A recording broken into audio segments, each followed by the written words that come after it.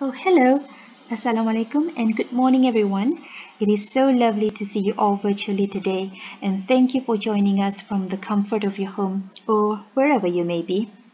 Welcome to the third episode of Tuesday series with New England Biolabs NEB, brought to you by NextGen Scientific in partnership with NEB. The theme for today's episode is CRISPR It Your Way, which is going to be about CRISPR as the advanced and robust tool of gene editing technology. My name is Fatin Ibrahim and I'll be responsible for moderating today's webcast session.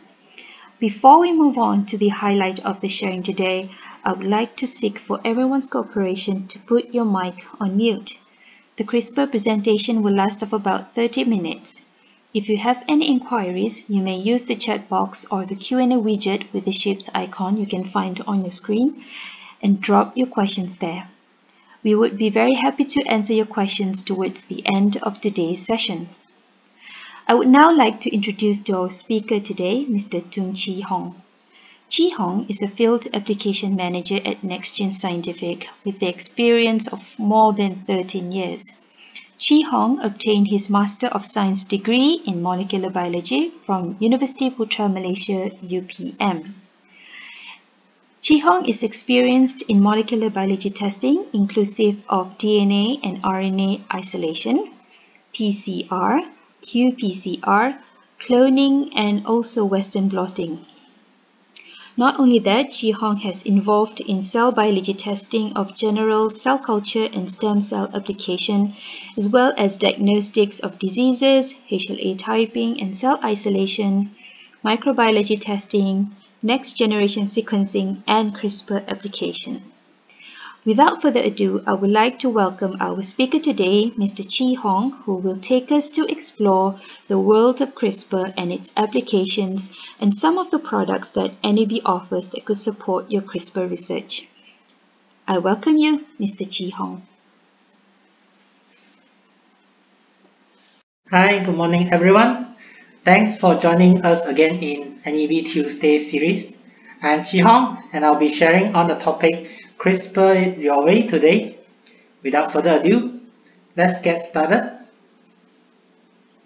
Since the beginning of time, human being has never stopped chasing the dream of immortality. With that, we have created clones. Then we shift our focus to take control of the way we look, or perhaps even possess some superhuman power. And then gene editing technology was born. Without warning, we will fast forward to the dawn of designer baby. In 2018, a China scientist had created a genetic modified baby using CRISPR technology. Although this is non-ethical and a very controversial move, this also spelled the beginning of the genetic modified human era. Before we venture too far, let's get down to some basics of gene editing. Gene editing or genome editing with engineered nucleases is a technique that enables modification of DNA sequence in living cells. These modifications include insertion, deletion, and substitution. Currently, there are three members in this engineered nucleases family. The two older brothers are zinc finger nucleases, transcription activator-like effector-based nucleases. The latest addition to this family is CRISPR-Cas system. Although being the youngest, CRISPR is the star of the family and getting all the attention after its invention. This is because CRISPR has several important improvements over its elder brothers. First, it has simpler key components. Secondly, these components are cheaper to make. Finally, it has a better efficiency. Since its invention, scientists were reporting successful cases of using CRISPR in various types of cells. These cells include human cells, fish, bacteria, and plant. Now, let us take a look at what are required for a CRISPR experiment. Essentially, we need three components.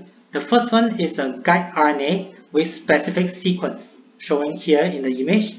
The second one is a Cas9 protein that responsible for the excision. And finally, we need a DNA with PAM sequence inside a living cell. But how do we get this component into a living cell? The image here showing three strategies of generating guide RNA and Cas9 protein in a living cell. The first one is using plasmid DNA. The plasmid DNA will be containing sequence for guide RNA and a Cas9 gene.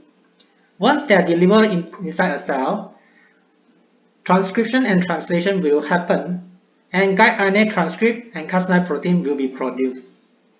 The second strategy is using RNA. These RNA are in vitro transcribed guide RNA and in vitro transcribed Cas9 mRNA. How we produce this in vitro transcribed RNA is through the use of in vitro transcription kit. Once these RNA are ready, we'll be delivered this RNA into the living cell. Finally, the last option is to use transcribed guide RNA and recombinant Cas9 protein.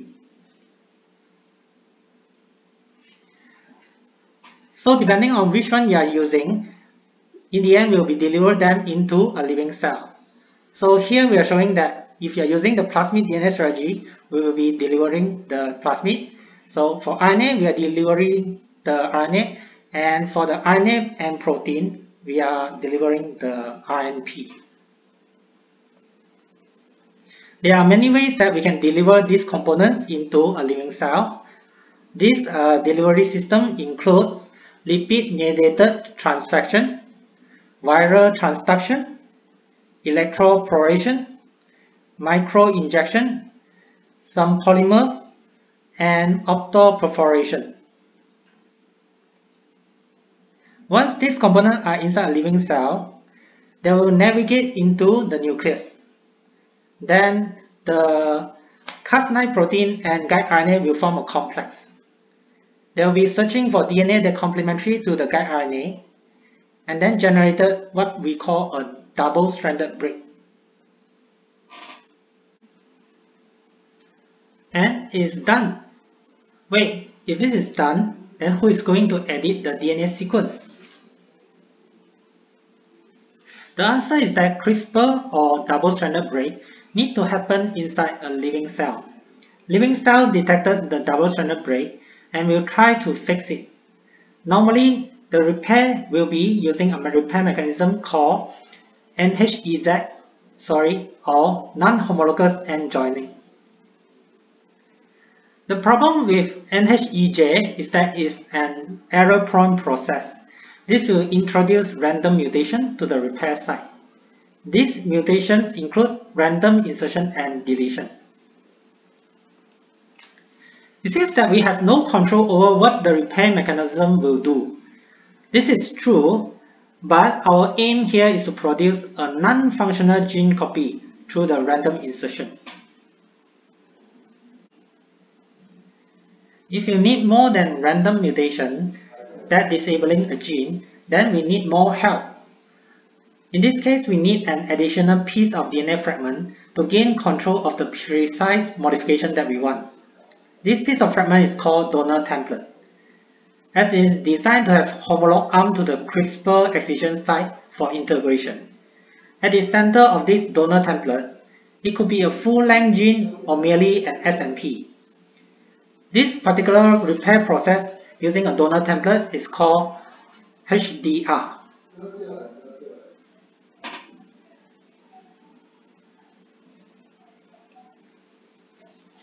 The proposed model for this donor template integration is called Holliday junction, which is showing here. To summarize, after double-stranded break, cells undergo non-homologous end joining repair mechanism. As a result, random mutation happens. In scenario number 2, with the presence of a donor template, cells might go for an alternative route, which is using homology-directed repair, or HDR. As I shared earlier, there are 3 ways of getting the required components into living cell. Depending on which one you have chosen, you will need to purchase different items or material. If you choose to use plasmid DNA, you can purchase commercially available plasmid from companies like Origin. But if you are working on human cell, you can also find some shared plasmid from the AdGene platform. After getting the plasmid DNA, you will need to design your specific sequence for the guide RNA. This can be done by using some tools that are showing here. For example, Desktop Genetics, CRISPR Design, ZFit, or ChopChop. Once you have designed the specific sequence for the guide RNA, you need to clone this specific sequence into the plasmid that you purchased earlier. This cloning process can be done using a product from NEB like NEB Builder HiFi DNA Assembly Kit, or you can also use another strategy, which is the kit called Q5 Site-Directed Mutagenesis Kit. If you want to do it on budget, you can also perform it using a traditional restriction enzyme cloning strategy. If you choose the second option, which is the RNA, again you will still need to design the guide RNA sequence. And secondly, you will still need to prepare a template DNA, for example plasmid DNA. But after that, you only need to prepare an in vitro transcription by using in vitro transcription kit, for example showing here HiScribe T7 high yield RNA synthesis kit. If you want to remove the hassle of preparing the template plasmid and also using the in vitro transcription kit, you can find the latest product from NEB, which is called an NGen guide RNA synthesis kit. If you are using this particular NGen kit, you only need to synthesize a single-stranded DNA oligo. Finally, if you have more budget, you can consider using synthetic commercial chemically synthesis guide RNA. So you can order it from company like Origin, showing here, that actually have chemically synthesized guide RNA.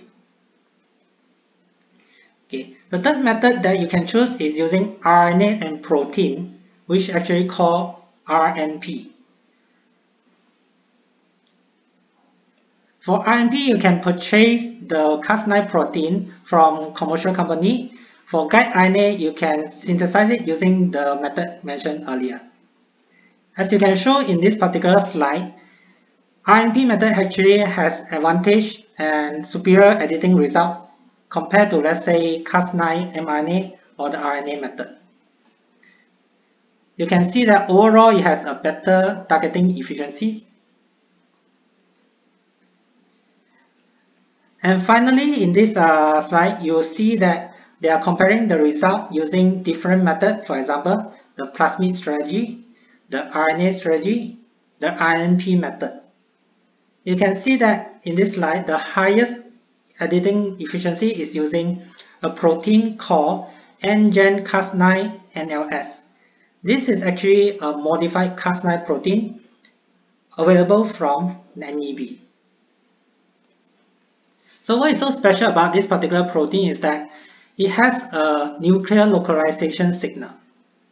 By having this particular signal peptide, the cell will recognize that this particular protein belongs to the nucleus, and it will straight away deliver the protein into the nucleus. Since the editing event happened in the nucleus, it's important for the protein to be located inside the nucleus.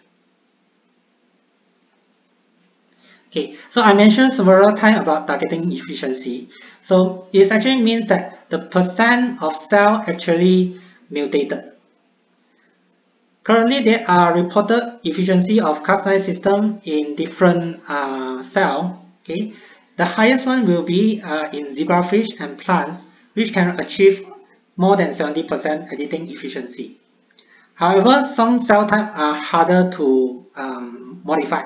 For example, the induced pluripotent stem cell. In this particular cell type, only 2 to 5% of cell will be successfully modified. So in the event of designing the guide RNA, a lot of time you design more than one specific sequence. This is to increase our chance of success. So before the actual transfection to deliver the guide RNA into the cell, you can perform an assay called T7 endonuclease 1 mutation detection assay. The function of this assay is to let us know which guide RNA sequence actually has a better predicted editing efficiency. So you will actually allow us to choose a better sequence, better specific sequence for the guide RNA.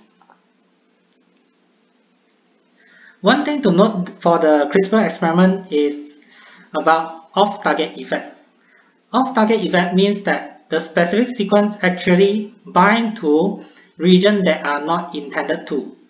The problem of this binding is that the Cas9 protein will generate a double-stranded break, meaning that you actually create mutation outside the place that we would like it to edit. So this is something that we would like to prevent, and is currently the major obstacle in CRISPR experiment.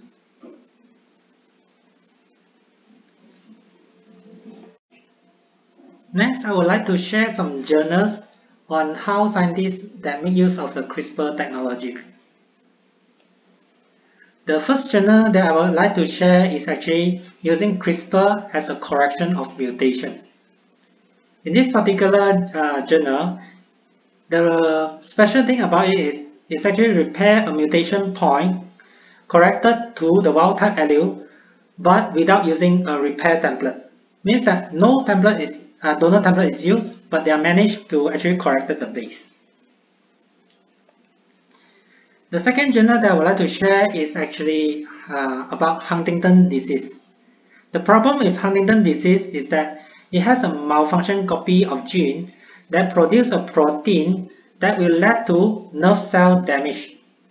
So this damage is through the formation of protein aggregates and neural inclusions. The features of this malfunction protein is that it's elongated by having extra number of this glutamine. So in this journal, the scientists are actually using CRISPR technique to remove this extra glutamine and try to clear the aggregates. CRISPR technology also has been used for this HIV therapy. In the remove, is actually being used to remove the HIV genome integrated into a human cell. The importance of this study is that currently we can have drugs that can clear and kill virus particle of HIV. However, this clearance cannot prevent those latent virus to become activate again. So in this journal, they are using CRISPR to try to remove integrated HIV genome into a human cell. Okay, next I would like to share another interesting journal. It's actually using CRISPR for cancer therapy. So the genius ways of this journal is that it's using CRISPR to target fusion gene. Fusion gene only is actually a byproduct of cancer cell. It's only found in cancer cell. So therefore, by targeting fusion gene, you are only targeting cell with mutation. And then we actually give a donor template, which is a suicidal gene. Once this suicidal gene inserted into the fusion gene, okay, it will actually kill the cell. So it's a very targeted, specific strategy to kill cancer cell. Okay, so in addition to human study, we are also scientists that actually use CRISPR technology to do biofuel production. So in this particular journal, CRISPR technology is used to actually include a genes into a recombinant production purpose, okay, to produce lipid. Okay, so in some clinical trials, they are ongoing. So we are using CRISPR-Cas9 genome editing to actually treat patients with some genetic disease. Okay, so this is another clinical trial that actually therapy known as CTX-001 is designed to treat disease characterized by a deficiency in the production of hemoglobin in adults. Okay. Okay, so for those of you who are working on plant, you are not forgotten. Okay, here are some journals that are showing plant genome editing. Okay, so I actually found this journal in one particular review paper showing here. So currently, plant CRISPR not only working on model plants such as Arabidopsis, but it has been done in rice, tobacco, sorghum, wheat, maize, and many more plants. Okay, so the tissue that they use to perform CRISPR also include kelly, leaf, this protoplast, flower, and so on. Okay. So the interesting about some plant research is that CRISPR has been used to actually target multiple genes in a two-step experiment shown by Zogan and their co-workers. Okay. So they are managed to actually simultaneously to perform genome editing of 6 genes. And this is not a one-time event because the similar type of multiplex genome editing has been reported by Nazera and also Hashimoto as well. Next, in plant research, I think that they are quite creative. So in this one, they are using disabled dead Cas9 protein, meaning that the protein already not having the function of excision, okay, but they fuse an additional domain to the protein. This particular domain is called DNA deaminase. Okay, so you use the dead Cas9 protein to bring the complex to the site that you would like to change a single base. Because the thing about DNA deaminase, there are several members. Some of them actually manage to, let's say, for example, convert C to T. And another deaminase able to convert A to G. So therefore, you are using the deaminase to create S and P instead of using the repair mechanism. Okay. Next, this one is showing a core editing strategy. So in this particular research done by Zhang and co-workers, it's actually using two guide RNA. One of the guide RNA is to target the gene that you want to. The second one actually is to target a specific gene. Because one that particular specific gene has been modified, you provide a resistance to the plant cell.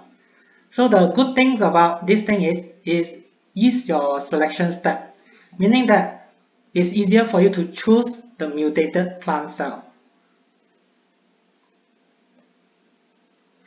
Finally, some new Cas9 protein or the particular category protein also has been found. For example, a new similar protein called Cas13. So Cas13, the specialty is actually able to target RNA. So this particular Cas protein has been successfully applied in targeted knockdown of endogenous genes in rice and this Nicotiana. Okay. Then the second report from Eamon and the co-workers, they're using the Cas13 protein to actually targeting RNA virus in Arabidopsis, suggesting that the system can be used to engineer RNA-guided immunity against RNA virus. Okay. So as a summary of today's sharing, I would like to point out the first point is that CRISPR is an easier and cheaper way of genome editing methods. And then the second thing is it actually works on various cell types with very good efficiency. The most basic component that it requires will be the guide RNA and the Cas9 protein. This one will be able to generate gene deletion and disruption only. However, if you want to get more precise control over the modification, you'll need an additional piece of DNA called donor template. Okay, I hope that everyone is able to get something out of today's presentation. Thank you.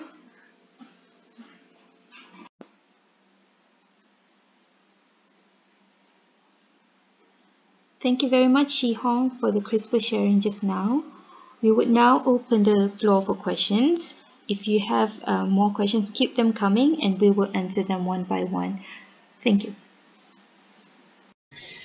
Okay, so we have the question number 1 from Hasna Ahmad. Hi, good morning, guys. How to minimize off-target effects? So, Chi-Hong, do you have the answer for this question?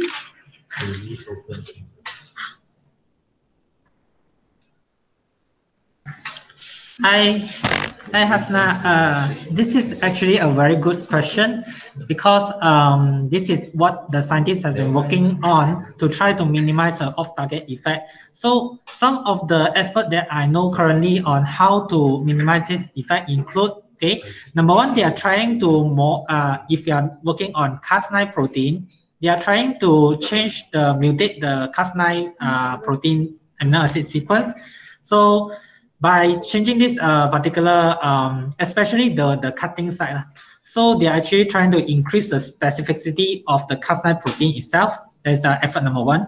Number 2 is there are a modified version of Cas9 protein that is called Cas9 nickase. Okay, so Cas9 nickase actually, if compared to the standard Cas9 protein, is unable to generate what we call a double-stranded break. So you only generate break on one strand of the targeted sequence. Okay. Then for this strategy, you are using two nickase, two Cas9 nickase. So each of them target different site. So you generate double-stranded break, but actually a distance away. So you're using two specific sequence to target the region. Therefore, you are in that case, you're getting higher accuracy because you're using two specific sequence.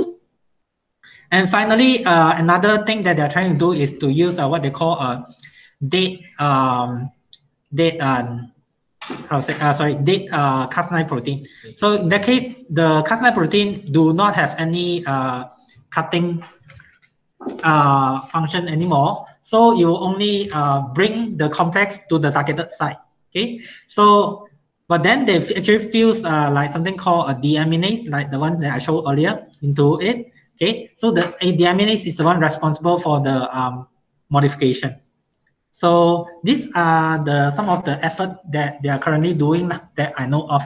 Maybe there are more. So perhaps there are newer research on this as well, but they are currently working on this. Right. Okay, so the second question is from Kim Cheng, which is, I was just wondering, why does the RNP complex delivery method so much more efficient compared to the conventional one? Okay, Kim Cheng, thank you for your question. So this one is more of an observation. Okay, means that they actually get the result first. Then the explanation offer for this one is more of a prediction. So what we are trying to explain this observation is that because the main thing is if you are delivering, let's say, plasmid into a cell, so the first problem will be we need the plasmid to be inside a nucleus for transcription and translation to produce guide RNA and Cas9 protein to happen. Okay, so if you are using RNP, which is actually straight away functional unit, you don't need to rely on the cell to actually go through transcription and translation, and also to bring the plasmid into the nucleus. So even if you are using RNA method, okay, you already in vitro in the tube produce the RNA. Okay, so the cell will still need to produce the Cas9 protein translation. And also when on the way of delivering the RNA into the nucleus, maybe some degradation happen. Okay, therefore sometimes in mammalian cell, we actually will modify the mRNA to make it more like a standard mammalian cell mRNA. So we add some modification to it. Okay, so and for RNP, if even better, if let's say we have a nucleus localizing signal for mammalian cell, okay, so that the whole complex more efficiently reach the destination, which is the nucleus, because the CRISPR editing event is we are targeting the DNA, the genomic DNA, right? So we need the complex to be inside the nucleus. So they will be useless if, let's say, they are actually at the cytoplasm or something like that. Okay. Thank you, Chee Hong. The following question is from Dr. Bazli Ramzi. Hi, thank you for this interesting talk. Thank you, Doctor, for joining. Is there any plan from NEB to produce purified recombinant Cas13 enzyme? So far, NEB is selling purified Cas9 and Cas12 enzymes. So thank you, Dr. Vasily, for asking this question. Unfortunately, I don't have answer for this because it's more to their R&D. So maybe I will check with them. But I believe so because if Cas9 become more popular, just like Cas12, then they might be offering the commercial product. It's more to like the demand, see how much the demand and how many customers actually requesting such product. Then they will be considered into producing it. And then another question from Dr. Bazli is that, is the NLS peptide in NGen Cas9 NLS functional in bacterial genome editing? So the NLS was supposed to localize the enzyme into the nuclear region in eukaryote, right? Okay, so Dr. Basri asked a very good question. Okay, so as far as I understand, I think the NLS only required for mammalian cell because we have the membrane nucleus and all that. So, but however, for bacteria, they don't have how to say nucleus. So they are more loosely, the genomic DNA is more loosely. So therefore, they don't have what we call nucleus. So therefore, I don't think NLS will help in this sense. Yeah, thank you. Thank you, Chong. I think this will be the final question, which is from Hasna. Is NEB offers 400 and 2000 picomole size Cas9 NLS? And what is the difference in application for these two Cas9 protein sizes? Thank you. If I understand this correctly, the 400 and 2000 picomole size is referring to the amount of enzyme. So if you need more Cas9, then if you perform more reaction, then you need the larger packaging size. However, if let's say you just need some enzyme for testing purpose or something like that, so you can purchase the smaller packaging size, which is 400. Right. Okay. So do we have any more questions from the floor?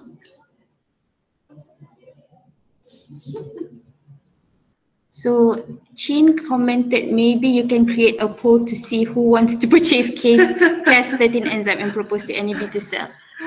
What do you think? Okay. I think currently, if I'm mistaken, there are some vendors already selling the Cas9 protein. Yeah. But yeah, so if you want to get it commercially, I think it's still possible if my memory serves me correct. Also, maybe we can talk to the support from NEB saying that we've got interest from Malaysia customers and we can propose them to develop this Cas13 enzyme. Hasna, yeah, thank you. All right, thank you all for the questions sent and your time in joining today's series. We would like to also ask your generosity to fill up the survey form below and give us your honest feedback, and we will try to improve. And my sincere apologies for the technical hiccup just now. It was inevitable. So in case you want to revisit this webcast, we have recorded the presentation and we'll make it available on your YouTube channel, on our YouTube channel, a few days after this presentation. So for next week's episode, we will have a special guest from New England Biolab Singapore to give the sharing on Build Your NGS Library with NEB Next for next generation sequencing application. So thank you again all for attending. We hope to see you again next week at the same time, 10 to 11 a.m. Thank you and have a great day. Thank you all for joining. Thank you. Thank you. Thank you. Thank you. Thank you. Thank you, Muad. Thank you, everyone. Have a great day. Bye-bye. Bye.